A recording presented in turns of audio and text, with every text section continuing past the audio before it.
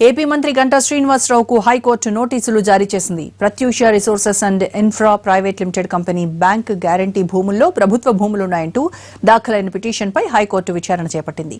ఈ కేసులో మంత్రి గంటాతో పాటు ప్రతివాదులందరికీ నోటీసులు జారీ చేసింది.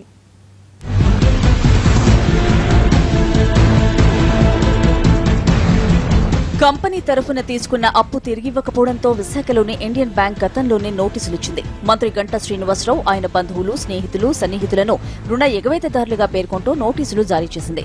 తాజాగా ఈ కేసు హైకోర్టులో విచారణకొచ్చింది.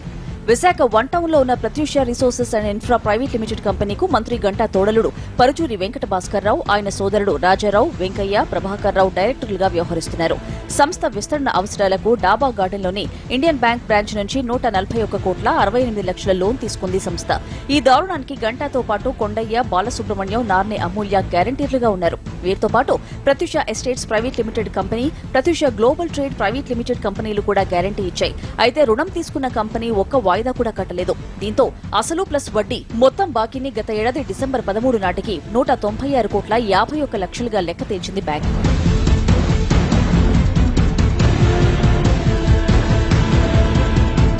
Pratyusha resources and infra private limited company బాకీని తీర్చాలంటూ అక్టోబర్ 4న డిమాండ్ నోటీసులు జారీ చేసింది బ్యాంక్.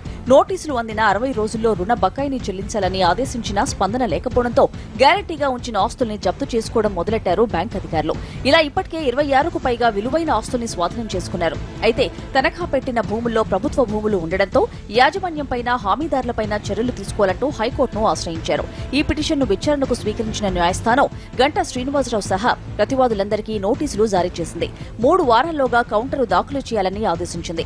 అయితే తాను హామీదారుడినే తప్ప కంపెనీ తీసుకున్న రుణంతో తనకెలాంటి సంబంధం లేదంటున్నారు మంత్రి గంటా.